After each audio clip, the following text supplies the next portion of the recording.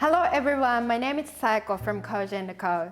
This program is the collaboration of Melbourne World Rice Festival and Koji & Co. supported by City of Melbourne. I'm going to demonstrate how to make miso using our miso making kit, and I'm going to talk a bit about what miso is for us Japanese people. Let's have a look at the ingredients of miso. It's very simple, just 3 ingredients: beans, salt, and koji. For beans, traditionally in Japan, we use soybeans for miso making.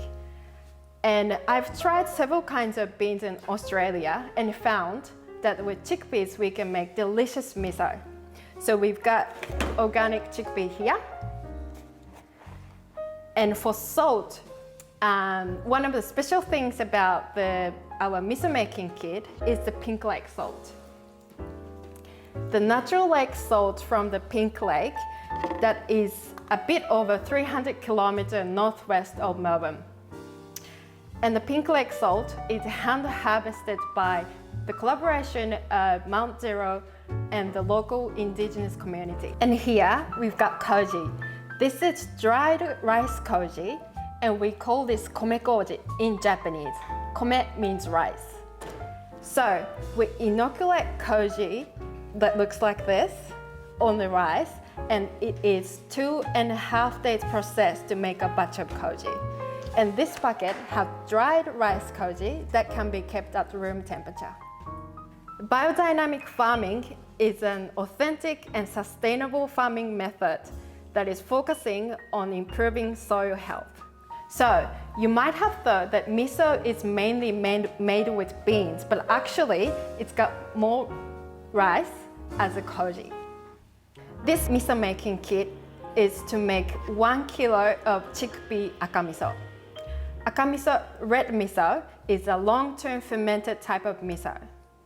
And it has been said that there are hundreds of types of miso across Japan from each region. We Japanese people have been eating miso for at least 1,000 years. In Heian period, that is about 1,000 years ago, the government officials in higher position was paid by miso. So miso was regarded luxury, and ordinary people would never get to eat miso at that time. A day before we make miso, we soak beans overnight. Please weigh 240 grams of the dried chickpeas and wash and soak in plenty water. Drain in a colander. Put beans into a pot and fill with water. Today, I'm using this small-sized pressure cooker, which is very handy, and can cook beans within an hour. With the usual pot, you would need to cook for 4 to 5 hours. While we cook beans, we activate dried rice koji. We usually use fresh koji instead of dried koji to make miso, but today I'm going to demonstrate how you can activate dried koji. Please sanitize bowl and put dried rice in the bowl. Boil water and cool down to 40 degrees. We'll add 60 ml and mix well with a clean spoon. Drain beans into a colander once they are cooked. Make sure to keep the broth. The chickpeas should be soft enough to be easily crushed between your fingers. Combine rice koji and 120 grams of pink lake salt. Mix very well. Mash beans while they're hot. I'm using the mincer, but you can do it with a potato masher or with your hands. Cool down the mashed chickpeas to around 40 degrees. Again, if the chickpea is too hot, it will kill koji, so please make sure to cool it down to again at our body temperature. Mix with rice koji and salt. Put the cooled down broth of 50 ml.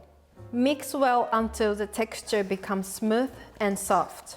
If you think it is still quite dry, you may add about 10 to 20 ml of the broth. Make into hand-sized miso balls. Throw miso balls into the jar. Push down miso tightly so that the air would not get in. Cover the top with wrap so that the surface would not be exposed to the air. Put salt in 3 layers of plastic bags on top as a weight and place tightly on miso. The weight will help to produce miso tamari, the liquid part of miso. Store the miso in a cool, dark place and allow it to ferment. Make sure to put the label on the jar by filling the date on which you make the batch, which will be included in the kit. After about 9 months, please taste it, and when you're happy with the taste, please store it in the fridge.